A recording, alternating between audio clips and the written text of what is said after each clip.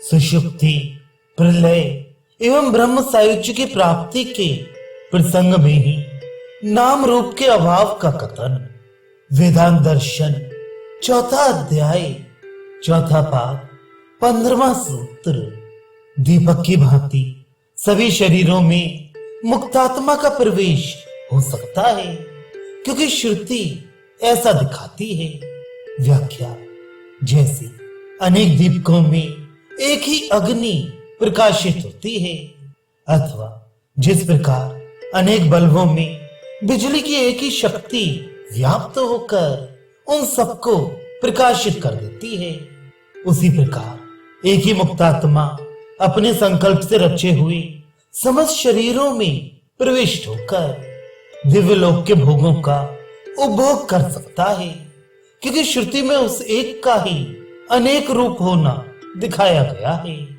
मुक्तात्मा तो समुद्र में नदियों की भांति नाम रूप से मुक्त होकर उस परब्रह्म परमेश्वर में विलीन हो जाता है।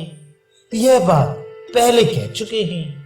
इसके सिवा और भी जगह जगह इसी प्रकार का वर्णन मिलता है।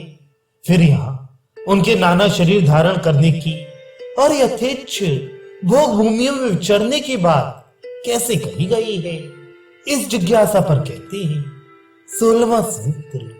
सुषुप्ति और परब्रह्म की प्राप्ति इन दोनों में से किसी एक की अपेक्षा से कहे हुए वे वचन है, क्योंकि श्रुतियों में इस बात को स्पष्ट किया गया है।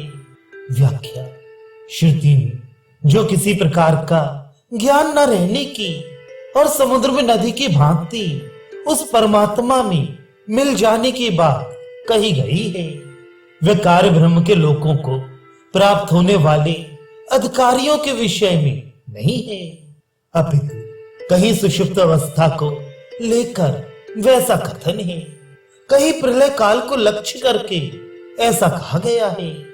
उस समय भी प्राणियों की स्थिति सुषुप्त की भांति ही रहती है, इसलिए उसका पृथक उल्लेख सूत्र में नहीं किया, यही अनुमान होता है। और कहीं परब्रह्म की प्राप्ति अर्थात सायुज्य मुक्ति को लेकर वैसा कहा गया है। भाव यह कि लय अवस्था और सायुज्य मुक्ति इन दोनों में से किसी एक के उद्देश्य से वैसा कथन है, क्योंकि ब्रह्मलोकों में जाने वाले अधिकारियों के लिए तो स्पष्ट शब्दों में वहां के दिव्य भोगों के उपभोग की, अनेक शरीर धारण करने की तथा यथेच्छ लोकों में विचरण करने की बात श्रुति में उन्होंने स्थलों में कही गई है। इसलिए किसी प्रकार का विरोध या असंभव बात नहीं है।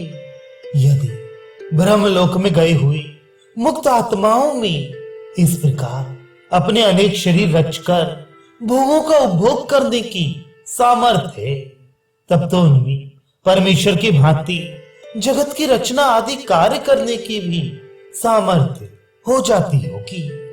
इस जिज्ञासा पर कहते हैं